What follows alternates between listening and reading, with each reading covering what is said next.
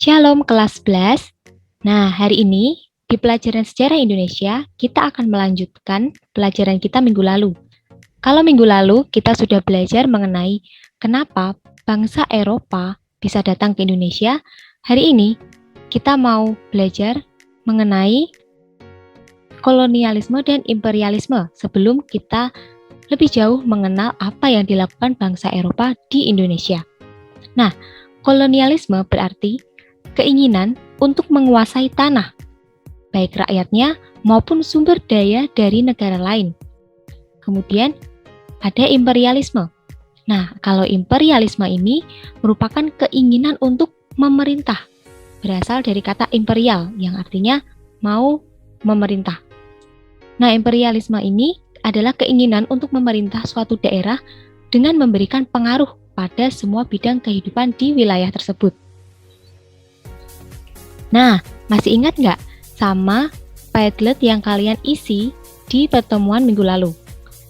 Dari kelas 11 IPA dan kelas 11 IPS, Ibu telah merangkum apa saja sih yang menjadi alasan bangsa Eropa datang ke Nusantara. Ada beberapa hal yang menyebabkan mereka datang ke Nusantara. Yang pertama, jatuhnya ibu kota Romawi atau Konstantinopel pada tahun 1453 ke tangan Turki, sehingga menutup jalur perdagangan bangsa Eropa. Kemudian yang kedua, terjadinya Perang Salib atau Perang Suci yang memperebutkan kota Yerusalem.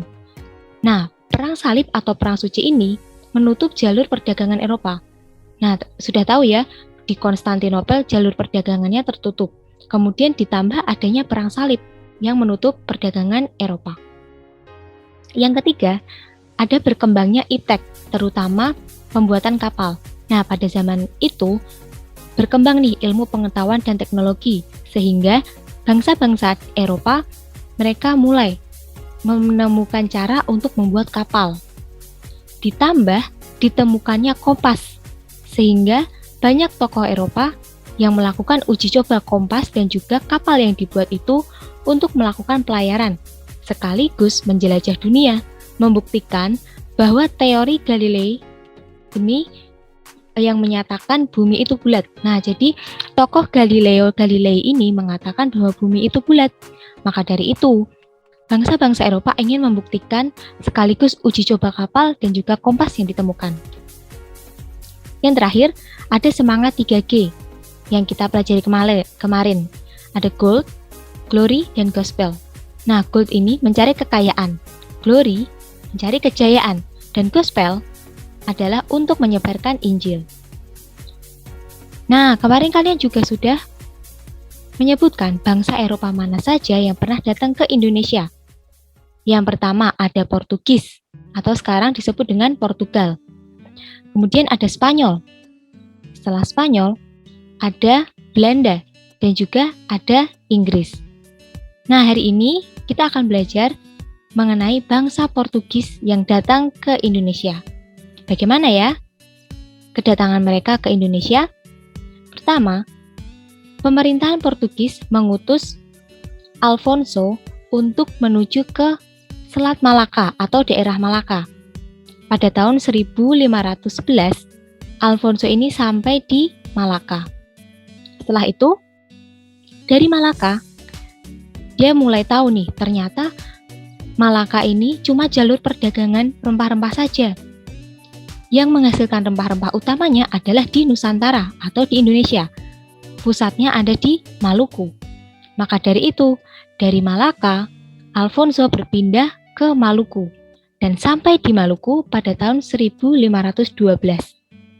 Apa saja yang dilakukan Portugis di Maluku? Yang pertama, mereka mendirikan benteng dan mendapatkan hak monopoli perdagangan rempah-rempah. Yang kedua, mereka juga aktif nih menyebarkan agama Kristen atau Katolik juga. Dengan tokoh utamanya atau tokoh yang terkenal ialah Franciscus Xaverius. Yang ketiga, Portugis tidak hanya memusatkan kegiatannya atau kegiatan monopoli perdagangan rempah-rempah ini di bagian timur atau Maluku, tapi juga ke Indonesia bagian barat. Nah, dari apa yang dilakukan Portugis di Maluku atau selama Portugis ada di Indonesia, sekarang carilah apa saja dampak kedatangan Portugis di Indonesia, baik dalam bidang ekonomi, sosial dan budaya, serta politik. Lalu, bagaimana akhir dari perjalanan Portugis di Indonesia? Silahkan buat dalam bentuk mind mapping yang menarik pada catatanmu. Lalu kumpulkan pada Google Classroom sesuai jam yang ditentukan. Kalau bisa, kalian mengumpulkan pada saat jam pelajaran selesai, karena lebih cepat lebih baik. Semangat! Tuhan Yesus memberkati.